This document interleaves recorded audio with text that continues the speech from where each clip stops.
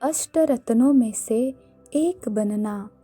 यह कहानी है सन 1950 के दशक के शुरुआती दिनों की है।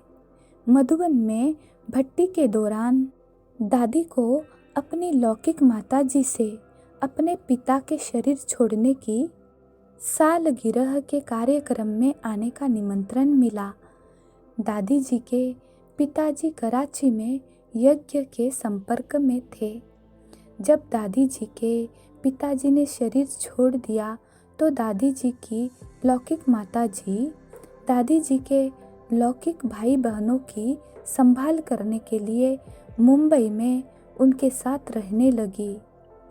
आबू में दादी जी क्लास में दीवार के किनारे खड़ी थी। बाबा ने दादी को देखा और कहा, बच्चे आप यहाँ हो और सभी आपके बाहर जाने की झूठी खबर फैला रहे हैं। यह सुनकर दादी वैसे ही खड़ी रही और बाबा को कहा, मैं मुंबई में आत्माओं की सेवा के लिए जाना चाहती हूँ। तब बाबा ने दादी जी को कहा कि अपनी माताजी के घर में ही रहना। जब से दादी जी की माताजी और भाई बहनों ने यज्ञ छोड़ा तब से दादी जी उनसे नहीं मिली थी। बाबा ने दादी जी की माताजी को पत्र लिखा, बाबा अष्टरत्नों में से एक रत्न को आपके पास भेज रहा है। दादी जी ने 8 रुपये कुमार का दादी से लिए और अहमदाबाद चली गई। दादी जी वहाँ मंदिर में गई और आत्माओं को ज्ञान सुनाया। सभी आत्माओं को ज्ञान बड़ा अच्छा लगा। सभी ने कहा कि हम आपके लिए क्या कर सकते हैं। दादी जी ने कहा, मेरे लिए मुंबई की टिकट करा दो। तो उन्होंने मुंबई की टिकट करा दी। दादी जानकी जी अपने लौकिक घर पिता लौकिक के श्राद्ध के दिन पहुंच गई। उनकी माताजी बड़ी खुश हुई। दादी जी ने खाना बनाया और अपने पिताजी की आत्मा को भोग स्वीकार कराया। दादी जी बालकनी से होते हुए आत्माओं की सेवा के लिए निकल गई।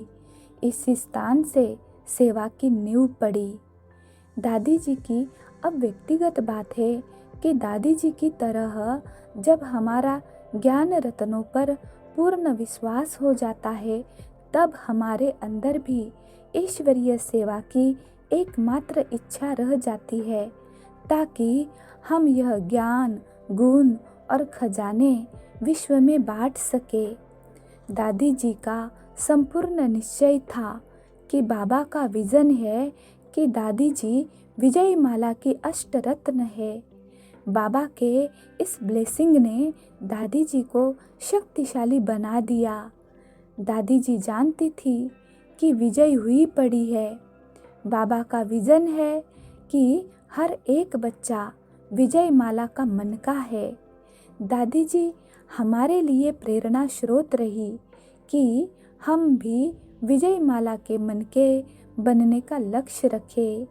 यह शुद्ध विश्वास हमें शक्तिशाली बनाए रखता है। जब हम अपने आप को ऐसा देखते हैं तो बन भी जाते हैं। अच्छा, ओम शांति। ओम शांति। मुंबई अमृतसर में एक बार जब दादी जी बाबा मुंबई में थे तो मुंबई से बाबा का दादी को एक पत्र आया जिसमें लोकप्रिय फिल्मी गीत झनक झनक पायल बाजे का जिक्र था।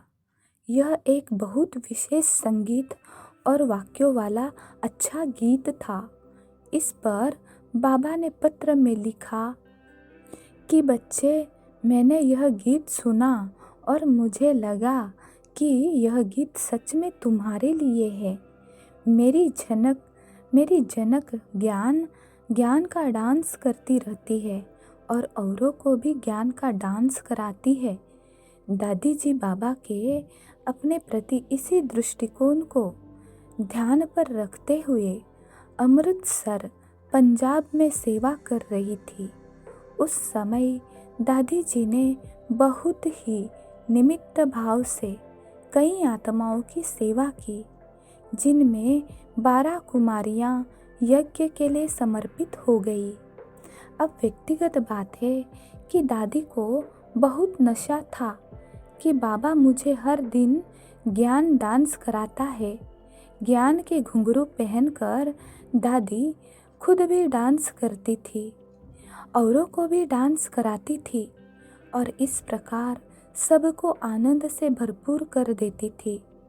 जब हम भी ज्ञान डांस करते हैं तो बाबा भी हमें इतना जिगर से याद करते हैं।